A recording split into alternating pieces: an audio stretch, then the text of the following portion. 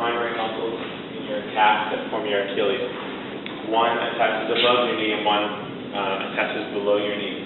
So we can isolate them out depending on how we do the exercise. And you might see this if you've gone to the gym at all. You see calf raise machines where you're standing up, have weight on your shoulders, just doing heel raises.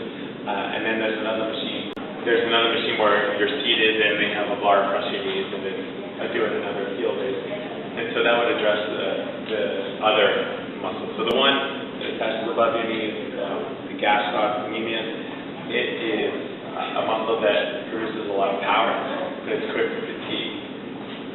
The other one, the soleus, is a postural muscle.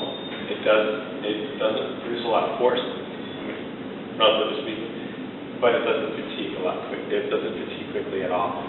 So what I try and tell people is the gastroc is the one that will help you to jump, right? To help you to do the hurdles, and the soleus is the one that takes you over the distance of a marathon. It's a standing heel raise. I prefer shoes off just because it's added training to the foot. So, it's not a balanced exercise. So if you need something, that's totally fine. And if you want to come up on the toes, you want to be symmetrical on both feet, so equal on both feet. You know, try and get up as high as you can. And so, partially, if you feel unstable, then I'm not trying to challenge your balance, but definitely hang on to something and touch something that's stable and help you get up there.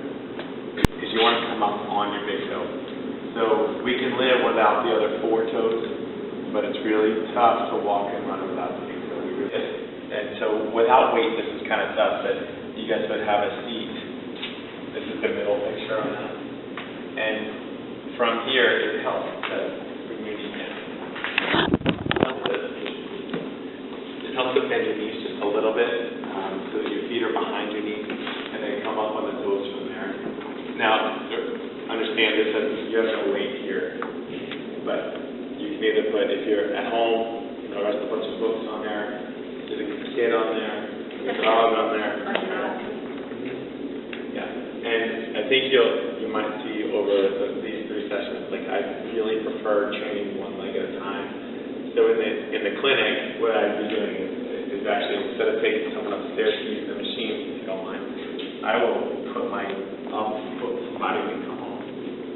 And there you go, and then slow the way down. Good. And so this is the way I would help to encourage some soleus strength training in the clinic. That's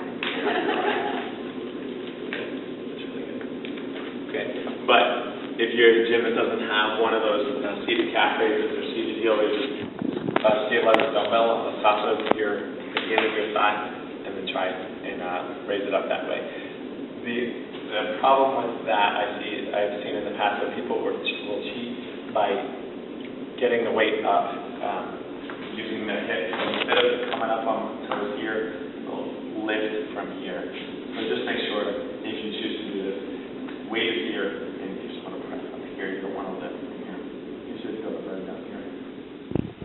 It's a muscle that takes you over the distance of 26 miles. So high reps on this one.